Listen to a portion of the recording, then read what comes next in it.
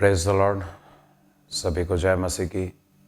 मैं परमेश्वर का दास वीर आपके बीच में आज उस बहुमूल्य वचन को लेकर आया हूं जो आज परमेश्वर आपको देना चाहता है, क्योंकि प्रभु चाहता है कि अंत के दिनों में हर उस जन का उद्धार हो जो परमेश्वर से प्रेम रखता है। और आज वचन ये कहता है कि जो कोई परमेश्वर के पास आए वो अपने हृदय को कठोर ना कर वरन नम्र करे तो यहोवा उसका उद्धार करेगा। तो आज प्रभु का आत्मा आपको ब्लेस करेगा। मैं विश्वास करता हूं कि आप जहां कहीं से भी मुझे इस समय सुन रहे हैं या देख रहे हैं, पवित्र आत्मा आपको सबको आज वचन के द्वारा गहरी बातें बताकर आपकी फैमिली को, आपकी लाइफ को ब्लेस करेगा। आज मेरा जो सब्जेक्ट है वो ये है कि समय निकट है, द टाइम इज शॉर्ट। और उस विषय में आज मैं आप सभी से बात करूंगा। पहला कुरिन्थियों उसका 7वां अध्याय और उसके 29 में इस प्रकार लिखा है कि हे भाइयों, मैं यह कहता हूं कि समय कम किया गया है और प्रभु का आगमन से पहले पौलुस ने अपनी पत्री में ये बात बार बार लिखा है कि वो दिन निकट है, समय कम किया गया है, बुरे दिन आने वाले हैं। बार बार पौलुस इस बारे में जोर देकर सभी कलीसिया के लोगों को और विश्वासियों को समझा रहा है कि अपने आप को उस अंतिम दिन की घड़ी आने से पहले अपने जीवन को प्रभु के पास लेके आओ, क्योंकि परमेश्वर ये चाहता है कि आज कोई भी प्राण, कोई भी आत्मा, कोई भी जो आज पृथ्वी पर लोग हैं उनमें से एक भी जन नरक में ना जाए। लेकिन परमेश्वर का प्रचार जिस प्रकार फैल रहा है, रोज हजारों लोग परमेश्वर के सुसमाचार को सुनते हैं, लेकिन बहुत कम लोग हैं जो विश्वास कर पाते हैं। इसलिए बाइबल इस प्रकार कहती है कि पके खेत तो बहुत से हैं लेकिन मजदूरों की कमी है। आज परमेश्वर के उन लोगों की भी कमी है जो प्रार्थना नहीं करते। आज प्रार्थना की इतनी सख्त जरूरत है लोगों को। आज सभी लोगों को प्रेयर करने की जरूरत है क्योंकि अंतिम दिन आने से पहले सबको तैयार होना चाहिए। और जब सभी तैयार होंगे तब परमेश्वर के वचन के अनुसार प्रभु ने कहा था कि मैं वापस आऊँगा अपनी दुल्हन को लेने, और जब मेरी दुल्हन तैयार होगी तो मैं उसको ले जाऊँगा। आज मैं इसी विषय में आपसे मैं बात करने के लिए आपके मध्य में हूँ। जैसे लिखा है सुबोधदेशक के 12 अध्याय के 1 में कि जब कोई व्यक्ति प्रभु के अंदर आता है तो उसको तब एहसास होता है कि वो परमेश्वर में कितना प्रभु उससे प्रेम करता है, कितना उसे परमेश्वर उसके जीवन को बचाना चाहता है। लेकिन जब वो पहले पाप में होता है तो उसको कुछ ज्ञात नहीं होता, कोई आभास नहीं होता कि वो क्या कर रहा है। इसलिए बाइबल में लिखा है 12 के 1 में सुबोधदेशक के अंदर कि अपनी जवानी के दिनों में अपने सृजनहार को समझ रख, इससे पहले कि विपत्ति के दिन और वे वर्ष आए जिनमें तू कहे कि मेरा मन इनमें नहीं लगता। बाइबल का वचन ये कहता है कि जब परमेश्वर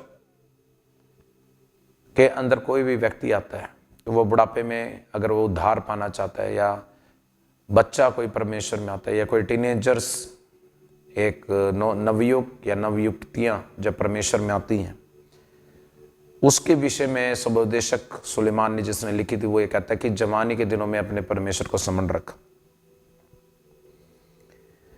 अब वहां पर ये सभी जानते हैं कि जब हम जन्म लेते हैं इस दुनिया के अंदर तो हमारा 1/3 जो जिंदगी का हिस्सा है वो हमारे बचपन में, टीनेजर्स में हमारा निकल जाता है। 15 साल तक आप एक छोटे बच्चे होते हैं जब आपका जन्म होता है। उसके बाद आपकी परवरिश होती है, आपकी स्टडी होती है, आपके घर में लालन पालन होता है। एक एडल्ट होते होते आपकी 22, 23, 24 साल की उम्र हो जाती है और उसके बाद आपके ऊपर एक स्ट्रगल होता है कि मुझे अपने जॉब को पाना है, मुझे एक बिजनेस सेटअप करना है, या मुझे अपनी आमदनी को कमाना है ताकि मैं अपना स्टैंड ले सकूं दुनिया में। और उसके नेक्स्ट 30 ईयर्स वो कमाने में गुजारता है और लगभग 45 या 50 उम्र तक वो स्ट्रगल को करता रहता है या जो भी उसके लाइफ में काम है वो करता रहता है।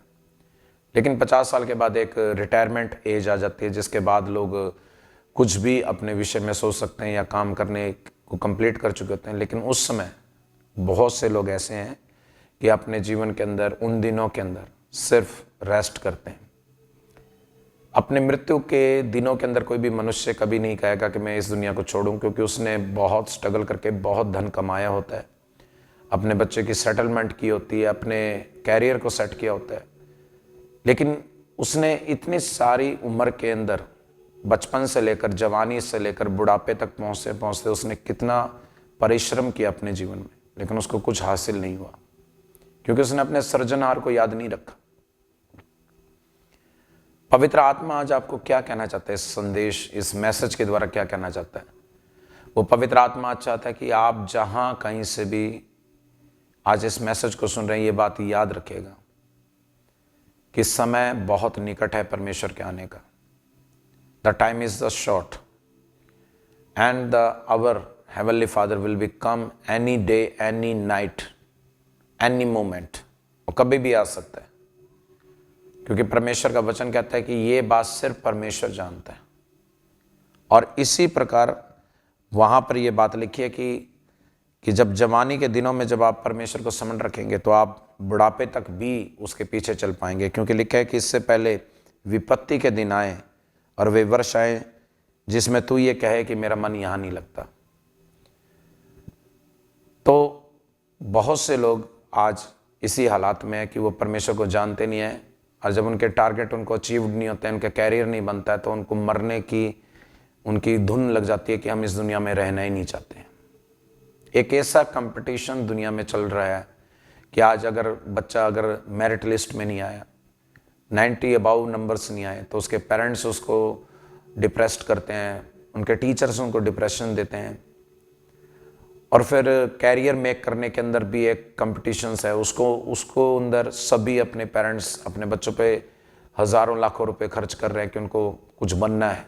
लेकिन अगर वो बच्चे नहीं अचीव कर पाते हैं तो वो डिप्रेशंस में चले जाते हैं और वो सुसाइड करते हैं। कुछ लोग सुसाइड करते हैं, कुछ लोग घर से भाग जाते हैं। तो इस तरह की जो यूथ के अंदर आज प्रॉब्लम्स हैं और इस तरह के हम देखते हैं बातें, उसका कारण ही यही है कि उन्होंने जवानी के दिनों में अपने परमेश्वर को समझ नहीं किया। क्योंकि जब विपत्ति आएगी तो उनका मन इस दुनिया में नहीं लगेगा और वो कुछ भी गलत स्टेप करते हुए उनका दिल घबराएगा नहीं। क्योंकि जब किसी पर डिप्रेशंस की दुष्ट आत्मा अटैक करती है तो वो अपने प्राणों की चिंता नहीं करता। अब मैं आपको ये बातें क्यों बता रहा हूँ, क्योंकि आप में से बहुत ऐसे हैं कि जिनको लगता है कि परमेश्वर के आने का समय बहुत देर है या लेट है या सवेर है या बहुत समय के बाद प्रभु यीशु मसीह आएंगे। लेकिन बाइबल ऐसा कहती है कि प्रभु के आने का जो समय है वो हम वचनों से जाने कि वो कब आएगा, किस घड़ी में आएगा। क्योंकि प्रकाशित वाक्य की जितनी भविष्यवाणियाँ वो इस बारे में बताती है कि जब परमेश्वर के आने का समय होगा तो संसार में क्या स्थिति होगी, क्या सभी विश्वास में होंगे, क्या सभी विश्वास में खरे होंगे। तो ये बात आप सभी को याद रखना है, समझ रखना है कि हम कौन से दिनों में जी रहे हैं। योएल पुस्तक के अंदर लिखा है 2 अध्याय के 28 में कि अंत के दिनों में मेरा आत्मा सभी मनुष्य पर उतरेगा। और वो समय प्रेरितों के पुस्तक के 2 अध्याय के अंदर और उसके 2 से लेकर 4 तक की आयत में आप देखते हैं कि पवित्र आत्मा जब उतरता है पहली बार वर्ल्ड के अंदर, तो वो पेंटेकोस्टल डे था। यानी ऑलरेडी योएल पुस्तक की जो भविष्यवाणी है वो ऑलरेडी कंप्लीट हो रही है और प्रेरितों के समय से ही अंत का समय शुरू हो चुका है। अब आप जान सकते हैं कि हम ऑलरेडी एंडिंग टाइम्स में जी रहे हैं, यानी कि प्रभु के आगमन में कुछ भी देरी नहीं होगी। और प्रभु का वचन जैसे लिखता है भजन संहिता 90 के अंदर उसके 4 में लिखा है, क्योंकि 1000 वर्ष तेरी दृष्टि में ऐसे हैं जैसे कल का दिन जो बीत गया और जैसे रात का एक पहर बीत गया। और 5 में लिखा है कि तू मनुष्य को धारा के समान बहा देता है, वे सपन से ठहरते हैं, वे भोर को बढ़ने वाली घास के समान होते हैं। वह भोर को फूलती है और बढ़ती है और सांझ को कटकर मुरझा जाती है। और लिखा कि क्योंकि हम तेरे क्रोध से भस्म हुए हैं और तेरी जलजलाहट से घबरा गए हैं। तूने हमारे अधर्म के कामों को अपने सम्मुख और हमारे छिपे हुए पापों को अपने मुख में ज्योति में रखा है। क्योंकि हमारे सब दिन तेरे क्रोध में बीत जाते हैं और हम अपने वर्ष शब्द के समान बिताते हैं। हमारे वर्ष शब्द के समान बिताते हैं। कितना अद्भुत परमेश्वर का ये वचन भजन संहिता 90 में मूसा कहता है कि अगर एक मनुष्य अगर अपने जीवन भर अपने वर्षों को शब्दों के अनुसार समानता में बिताता है, हर साल आप केक काटते हैं, जन्मदिन मनाते हैं, वो नंबर्स ही हैं। 1 साल हो गया, 2 साल हो गए, आपकी मैरिड लाइफ के इतने साल हो गए, आपकी एज इतनी हो गई, वो नंबर्स हैं। परमेश्वर की नज़र के अंदर जैसे वचन में लिखा है कि 1000 वर्ष मेरी दृष्टि में एक दिन के समान है। बाइबल साफ बताती है कि गतसमनी के समय जब यीशु मसीह अपने चेलों के पास आया, मत्ती के 26 के 40 में वहाँ लिखा है कि जब यीशु मसीह अपने चेलों को उठाने आया तो उसने ये बात कही कि तुम एक घड़ी भी जाग ना सके। You are not a single hour to the worship and the pray to the lord. क्या तुम 1 मिनट भी पिता से बात नहीं कर सके? बाइबल एक बात के बारे में खुलकर बताती है कि परमेश्वर की नज़र में आपके 1 घंटे प्रभु के लिए 1 घड़ी है। वहां पर यीशु मसीह ने बताया कि तुम 1 घड़ी नहीं जाग सके, लेकिन इंग्लिश बाइबल में प्रॉपरली वे से लिखा है कि 1 घंटा भी तुम मेरे साथ प्रार्थना ना कर सके। और यहां पे भी हमने पढ़ा भजन संहिता 90 के 4 में कि 1000 वर्ष तेरी दृष्टि के अंदर ऐसे हैं जैसे कल का दिन बीत गया हो। आपको ये बात सोचनी पड़ेगी कि इतने हजारों सालों से ये दुनिया है और ये सब दुनिया परमेश्वर के लिए 1 दिन या 2 दिन या 3 दिन या 5 दिन या 10 दिन के बराबर है।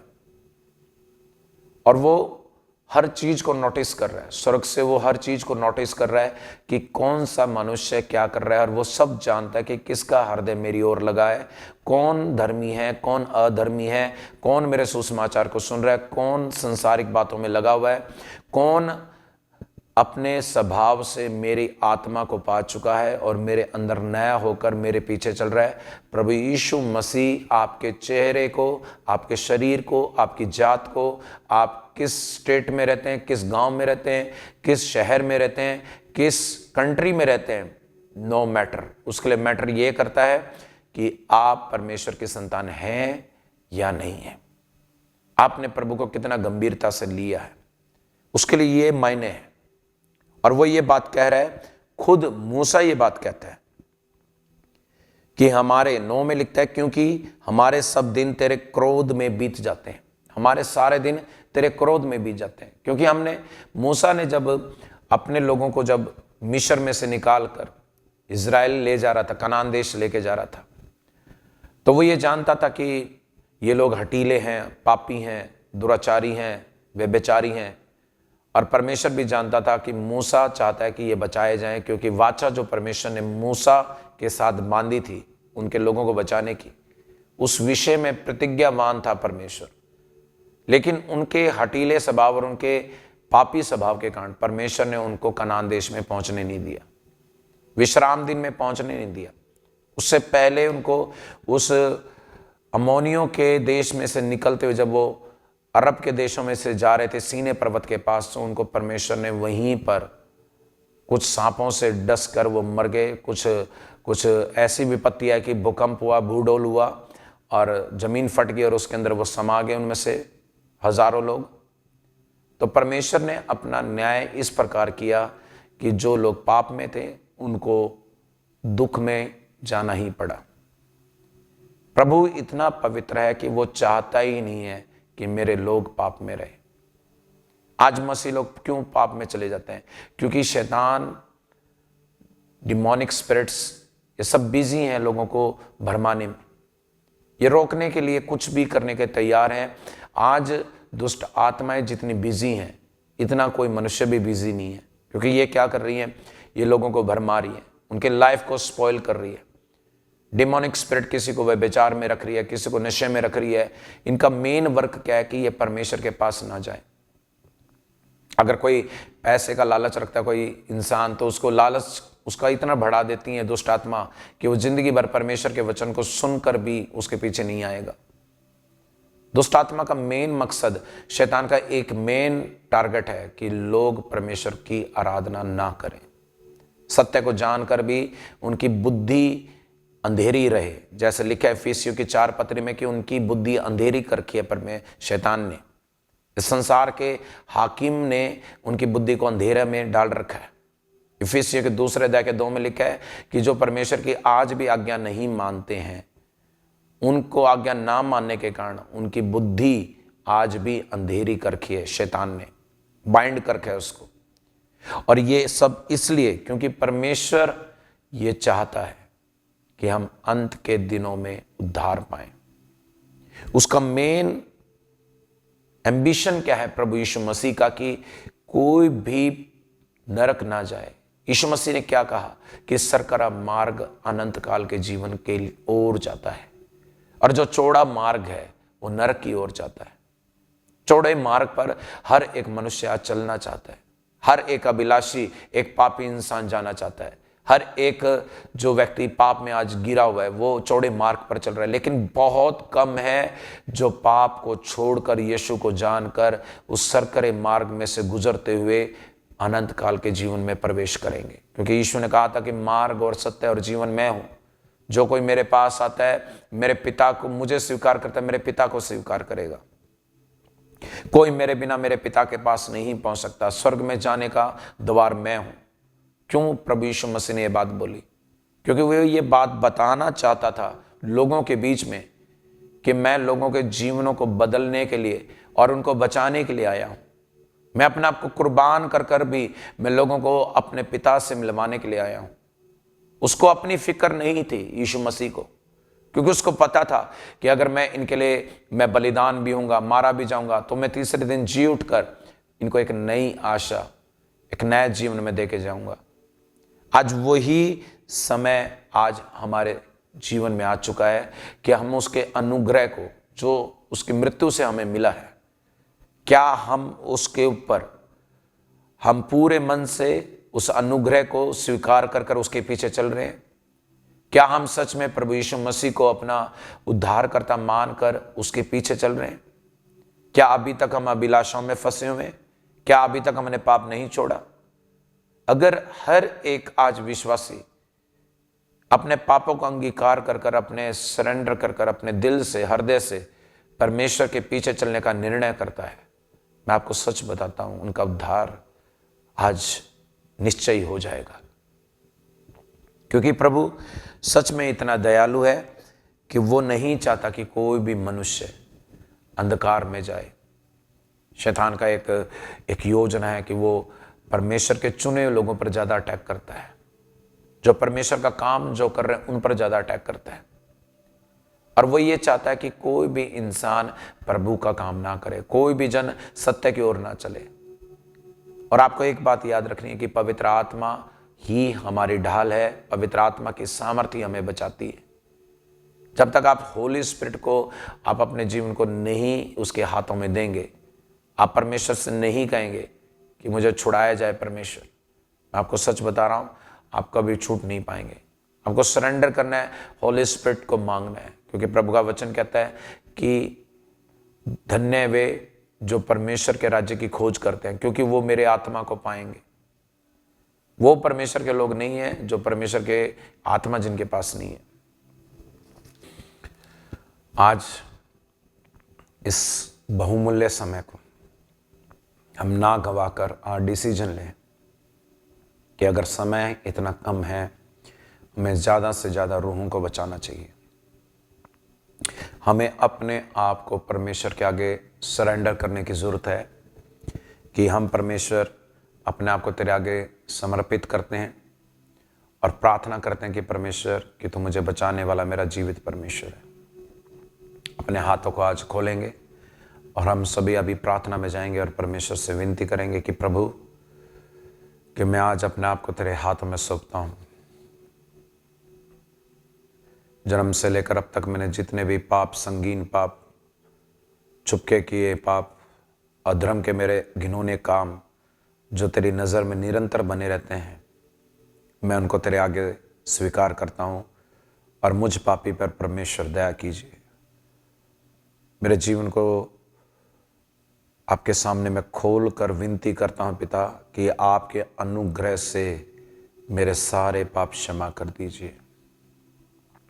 मैं स्वीकार करता हूँ कि मैं एक पापी हूँ और आपका वचन ये कहता है कि आप पापियों के लिए जगत में आए थे।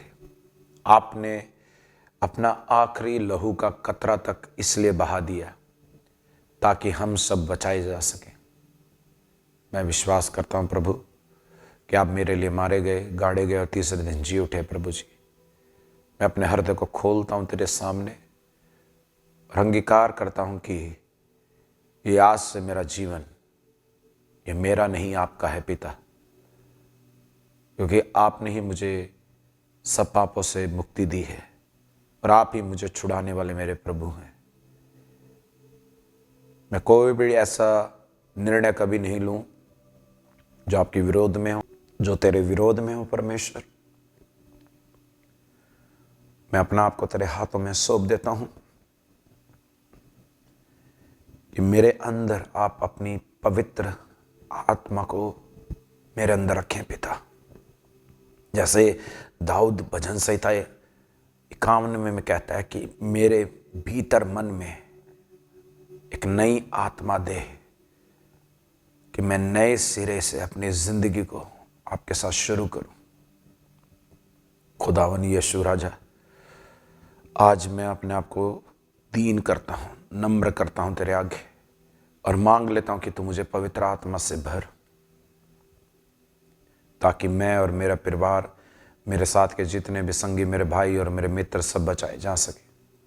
प्रभु यीशु, आज मेरी इस प्रार्थना को आपके हाथों में सौंपता हूं और निर्णय करता हूं कि प्रभु जी मैं आपके पीछे ही चलूंगा और हर उस बुराई से दूर रहूंगा जो दुष्ट की है, शैतान की है, और सदैव मैं आपके अधीनता में चलूंगा। प्रभु, मुझ पर अपना अधिकार लीजिए और आज ही मुझे पवित्र आत्मा की सामर्थ्य से भर दीजिए। प्रभु जी, इस प्रार्थना को अभी और इसी समय स्वीकार कीजिए आपके पवित्र और सामर्थ्य नाम में। आमीन, आमीन। तो गॉड ब्लेस यू। आज के इस सरमन से, आप लाइव सरमन से आप जान पाए हैं कि कैसे हमें परमेश्वर के अंदर चलना है।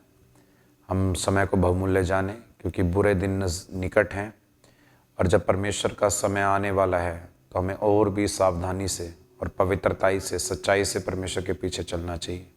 अपनी अभिलाषाओं को छोड़कर, लालसाओं को त्याग कर अपने परम प्रधान परमेश्वर की इच्छाओं को पूरा करें। मनुष्य को खुश करने वाला जीवन ना जी कर सिर्फ परमेश्वर को खुश करने का जीवन जिए, क्योंकि वही एक सत्य जीवन है। और इसी सच्चे जीवन के पीछे चलने पर परमेश्वर आपको प्रतिफल देगा स्वर्ग में, क्योंकि उसने कहा था कि जब तुम मेरे काम को करोगे, मेरे कार्यों को करोगे, तो मेरा पिता तुम्हारा आदर करेगा और तुम्हें सम्मानित करेगा। जहाँ मैं रहूँ वहाँ तुम्हें अपने साथ रखेगा।